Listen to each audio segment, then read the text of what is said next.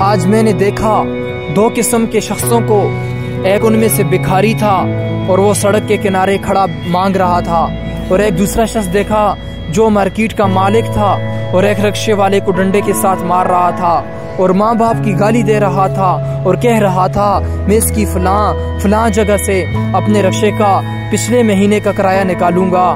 تو میں ایک طرف ہو کر ان کو دیکھنے لگا۔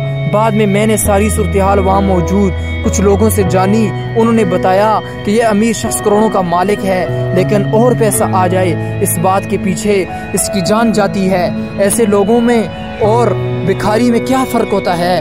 کبھی آپ نے نوٹ کیا ہے؟ بھکاری کو بھی پیسے کی بھوک تھی اور اس امیر کو بھی پیسے کی بھوک تھی، بلکہ مجھے یہ امیر شخص اس بھکاری سے بھی بڑا بھکاری دکھائی دیا، کیونکہ وہ بھکاری اپنا پیٹ بھرنے کے لیے کوشش کر رہا تھا اور یہ حرص و ہوس کے لیے کوشش کر رہا تھا۔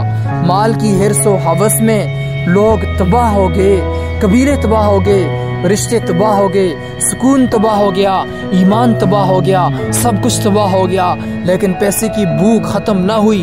نتیجہ کیا نکلتا ہے اس واقعے سے؟ جس انسان کو بھی پیسے کی بھوک ہے وہ سب سے بڑا بھکاری ہے، چاہے وہ جس شکل میں بھی ہو۔ الحمدللہ مجھے پیسے کی بالکل بھوک نہیں ہے، جو ہے وہ میری زندگی کے لیے کافی ہے۔ مجھے پیسے روپے کا بھکاری نہیں بننا۔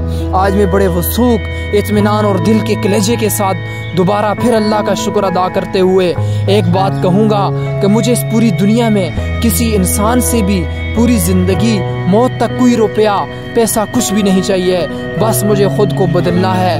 میری تمنا ہے، یہ ہے میری کوشش، یہی ہے، یہ ہے میرا مقصد، یہ ہے میری منزل، یہ ہے میرے اندر کی آواز، یہ ہے میرا سکون، یہ ہے میرا اطمینان، یہ ہے میری جدوجہد، یہ ہے میری جدوجہد، یہ ہے میرا درد اور یہ ہے میری تحریک۔